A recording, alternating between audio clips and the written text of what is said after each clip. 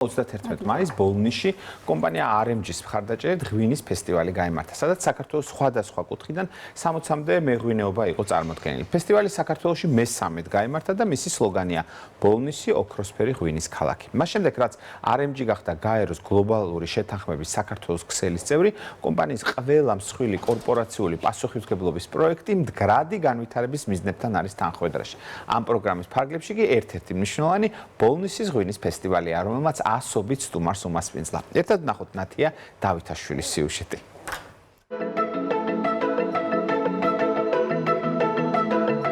31 მაისს ოქროსფერ ღვინის ქალაქში ღვინის ფესტივალი გაიმართა. ღონისძიება ქართული მეღვინეობის ერთ-ერთ გამორჩეულ მიმართულებას ადგილწარმოშობის სტატუსის მქონე ღვინოს მიეძღვნა. ფესტივალის მიზანი იყო ბოლნისის რეგიონში დამზადებული უნიკალური ტერუარის მქონე ღვინოების პოპულარიზაცია და მათთვის დამახასიათებელი ნატურალური გემოსა და ხარისხის წარმოჩენა.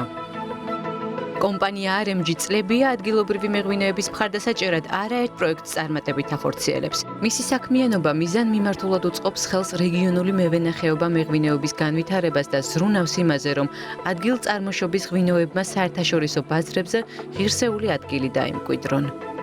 ეს ყველაფერი დაიწყო დაახლოებით 8 წლის წინ, როდესაც პირველად RMG-მ ადგილობრივი მუნიციპალიტეტთან და ღვინო ბოლნისთან ერთად გააფორმა მემორანდუმი ადგილობრივი მეღვინეობის განვითარების მხარდასაჭერად.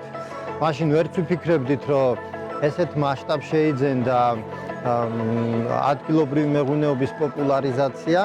დინამიკაში ვხედავთ, როგორც მონაწილეები, ასევე სტუმრების თვალსაზრისით მნიშვნელოვნად გაზრდილი არის ინტერესი და ძალიან სასიხარულოა, რაც თავის მხრივ მოქმედებს როგორც დაცული ადგილწარმოშობის ღვინის პოპულარიზაციაზე, ასევე მის ხარისხზე.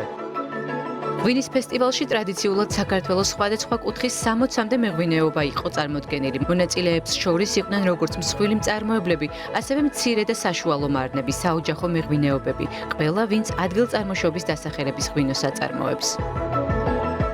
ბოლნისური ღვინო ცნობილი იყო ოდითგანვე და ამას ადასტურებს მაგალითად ივანე ჯავახიშვილი, რომელიც წერდა, რომ ჯერ კიდევ თამარ მეფის დროს 3 ტიპის ყურძენი მოყავდათ ბოლნისში, ეს იყო თეთრი, მწვანე და წითელშავი. იქედან მოყოლებული ეს რეგიონი, ისევე როგორც მთელი საქართველო და მანამდეც ბუნებრივია განთქმულია თავისი უნიკალური ღვინოებით, ინტერესის გაღვივებასა და წარმოების გაძლიერებას უწყობს ხელს ისეთი ღონისძიებები, როგორც დღეს ბოლნისში გაიმართა. სასიამოვნო მუსიკა, მრავალფეროვანი კვების ობიექტები, ხელნაკეთი ნივთების გამოფენა გაყიდვა, საბავშვო გასართობის სივრცეები და შემეცნებითი აქტივობებით დატვირთული ღონისძიება მთელი დღის განმავლობაში გაგრძელდა და ასობით სტუმარს უმასპინძლა, მათ შორის იყვნენ სამთავრობო სექტორის წარმომადგენლებიც. მოგეხსენებათ 2019 წელს ბოლნის მიკროზონის სტატუსი მიენიჭა. ამის შემდგომ მიეცა ჩვენს მეღვინეებს мотиваცია, რომ კიდევ უფრო მაღალი ხარისხის ღვინო ეწარმოებინათ. ყოველწლიურად ისინი არაერთ საერთაშორისო ფესტივალში იღებენ მონაწილეობას და საკმაოდ წარმატებით. ადგილობრივი თვითმმართველობა ყოველთვის მაქსიმალურად უჭერს ხარს ღვინის წარმოების განვითარებას. ფესტივალზე სტუმრებს შესაძლებლობა ჰქონდათ დაეგემოვნებინათ ადგილობრივი მევენახეების მიერ წარმოდგენილი ღვინოები, გაცნობოდნენ თითოეული სახეობის წარმომავლობასა და მეღვინეობის ტრადიციებს.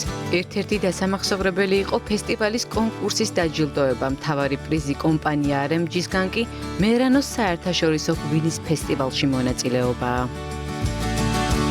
მოხარული ვარ, ყველაფრით განცვიფრებული და გაოგნელებული ვარ ბედნიერებისგან. იმედია არა მხოლოდ ჩემ კომპანიას ვასახელებ, როგორც პირადად მე მენეჯერი, ასევე საქართველოს და ჩვენს უნიკალურ დაცული ადგილწარმოშობის ღვინოებს. 2022 წლიდან RMG-ს ყველა მსხვილი კორპორაციული პასუხისმგებლობის პროექტი გაეროს გლობალური შეთანხმების მდგრადი განვითარების მიზნებს ეხმიანება. ამ პროგრამის ფარგლებში განხორციელებული ერთ-ერთი მნიშვნელოვანი პროექტია ბოლნისის ღვინის ფესტივალი, რომელიც აერთიანებს მეღვინეებსა და სტუმრებს, ქმნის ახალი პარტნიორობისა და გამოცდილების გაზიარების პლატფორმას.